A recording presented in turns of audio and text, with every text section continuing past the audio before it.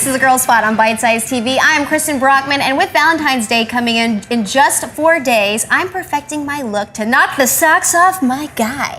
And here to help steer me in the right direction is Tanya with a beauty quick fix. Hi, Tanya. Hi. Tanya from Page Beauty, we should note. Thank you. Okay, so tell me, how am I going to look good for my date this weekend? So what we're doing today, we're going to do a sort of a modern take on the classic cat eye look. Okay. We're going to make it a little bit smokier, a little bit sexier.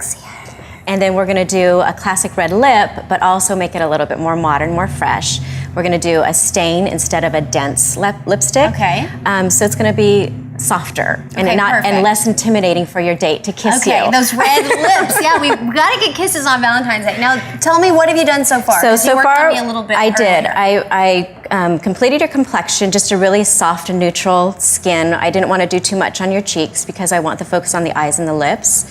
And the eyeshadow is just very neutral, basically just a contour look. Okay, so I'm pretty natural right now. Pretty natural. And what I'm going to do is I've already prepped your eyeliner using the gel liner, and we just did a really clean, close line look. And with the gel liners, you want to apply those with an angled brush? I actually like a really tiny brush that is somewhat angled, and it kind of gives a really tiny, because you want a precise thin line, exactly, line, right? Thin line on the inner corner, going a little bit thicker on the outer corner. But the great thing about using a powder on top of the liner is if you're not really good at doing a really straight, clean line, this kind of hides the mistakes. And what would you say? Why would you prefer gel liner over a liquid liner? I just think there's more control with the gel liner. It's a little bit drier than a liquid liner, so I have a little more control with that. Perfect. Some people are really good with liquid liner. Not me. Stick to the gel.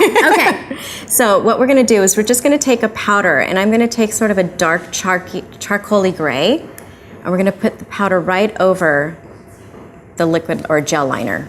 Okay. And I'm just pressing it on, and this is what's creating that really pretty smoky, smudgy effect. This powder also has a little bit of a shimmer, so that also kind of dresses up the eyeliner as well. For the nighttime. Exactly. So I'm just going right over, and again, this is going to fix any mistakes if you had any, squiggly line in the eye. You don't have any mistakes. You did it perfect. I have mistakes. I do mistakes. Yours look great. I do mistakes on myself all the time. That's how you learn, right? But I love doing this double line. Makeup remover, and we can fix those things. There's little tricks that we can do to fix the mistakes. And this would probably, too, make the gel liner a little less harsh. It does. It softens the look, and it also kind of intensifies where the gel liner is. So it looks a little bit smudgier and softer above the line, and then it gets more dense closer to the lash line. And really the purpose of having a liner is to make your lashes look thicker anyway. Open? Perfect. How's that? So, all right. We're going to do a little bit of mascara just to finish the look.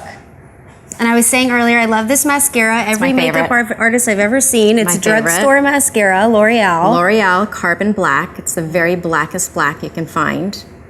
It comes in waterproof. It comes in regular. I like to use a waterproof, especially when you're doing a bride who does a lot of happy crying. Yes, happy crying.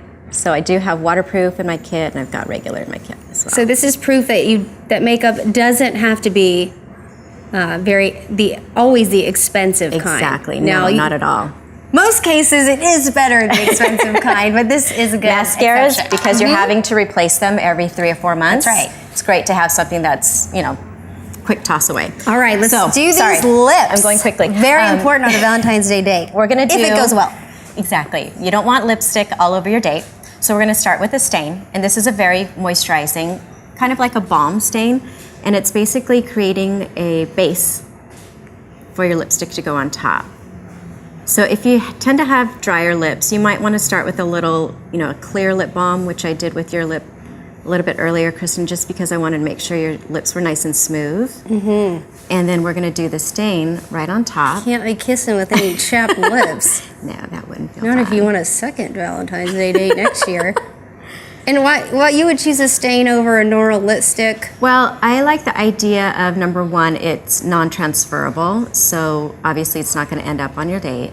You don't have to worry about touching up, which with a red lipstick, it can be cumbersome to have to touch up your red lipstick over and over and over, especially after eating. So a stain lasts a lot longer.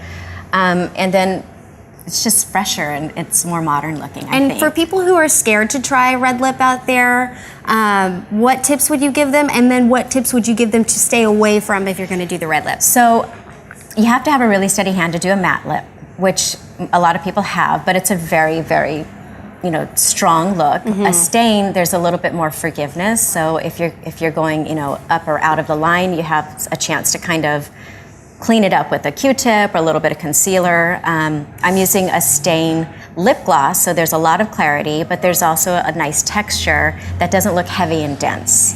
And they do this thing Exactly. when you're done, so it doesn't get on your teeth. Exactly. So I've created a base already using the Chubby Lip Pencil. And what I'm doing is I'm just going over your lip color using this YSL lip gloss, which is a stain and it's very sheer. And you don't have to use a pencil to define. Okay. So that's kind of a nice step that you can skip, unless you want to have that real strong definition. But I think kind of the nice thing about having a stain is it looks more fresh and modern and less done up. So I'm just bringing my lip brush right to the edge of the lip. Okay. And a lip brush is really, really useful because you can actually cheat your lip line just a little bit by extending out. And then you kind of fill in between all the little grooves of the lip. So instead of taking the wand Perfect. and over applying, And then you said not much of blush with this look. Because you got the liner, you got the Exactly. lips, you don't want to overdo it, right? Exactly. No, It's so hard to interview you when you're doing my lips. I'm sorry. I don't want to mess up your work, but I got questions for you. So what I'm doing is just, like I said, I'm going in between each little groove of the lip, going right up to the lip line. And what's so nice about this particular color, there's a little bit of a blue base, so it's making your nice. your teeth look exceptionally white. Good. Yes. So if there's any concern about yellowness in the teeth, definitely go with a blue-based red. Okay. All right, perfect. So that's going to finish off the look. We're finishing off the look right now in this little corner. Let's and see. Done. Who wants to be my Valentine? Thank you so You're much. welcome. And My pleasure. hopefully this look will work for me and I'll get a little make-out action on Valentine's Day. Tanya, thank you so much for coming. And we've got the look. We've got the look, but if you also want some nook, check out our segment with sex therapist Moshumi Ghosh, only on Bite Size TV. Mwah. Thinking of typing.